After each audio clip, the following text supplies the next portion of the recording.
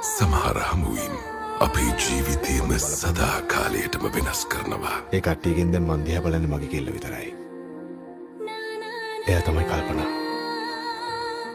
ඇය ඔහුගේ හිනාවේ හේතුව වුණා. සාරංග මෙන්ඩස් අධ්‍යක්ෂණයක්. ඔහු ඇගේ ලෝකෙම වුණා.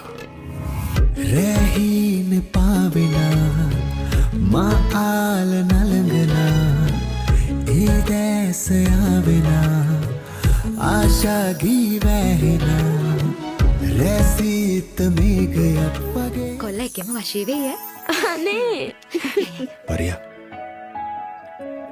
අන්න කෙල්ල ඉන්නවා. ආදරය කියන්නේ කාලයවත් සීමාවවත් හඳුනාගන්නේ නැති හැඟීමක්. කොහෙද ඉන්නේ කියලා දන්නෙත් නෑ. ඒත් මට ඒ කටහඬ ඇහෙනවා. මූණ හරියට මතකත් නෑ. ඒත් ළඟ ළඟ හම්බුණාද කියලා හිතෙනවා.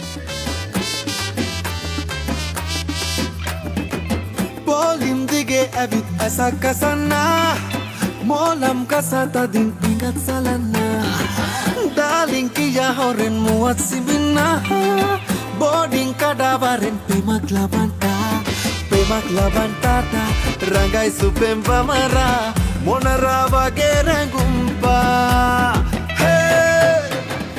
ඒත් හැම ආදර කතාවක්ම සතුටින් අවසන් වෙන්නේ නෑ.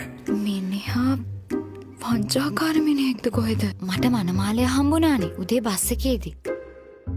උදේ බස් එකේදී? ඔව්. ඔයා කිව්ව එක නම් හරි. අසිත රෝහන් ප්‍රදීප් ජයවීර නිෂ්පාදනයක්.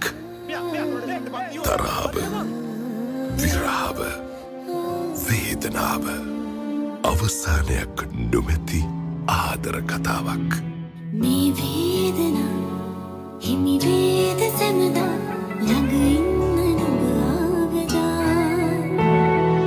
ආයාචන මෙතු ගාව රැඳිලා මට ඉන්නේ නුඹමයි සදා. පවුල වගකීම් තීරණ ඒවා ආදරයට වඩා බලවත් වෙයිද? රාජපක්ෂ පවුලේ නම්බුව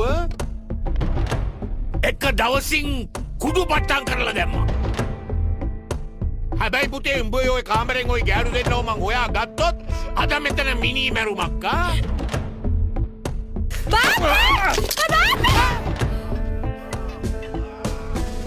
සුදු සඳ සාවිමා සඳ ඇති විට පමණක් ඇතියයි පෙනෙනා සුදු සඳ සාවිමා සඳ ඇති විට පමණක් ඇතියයි පෙනෙනා කෝල සඳ සිට පානයිගේ දැක මුලා වෙන මේක රාවණ අඬරිය මොලාව.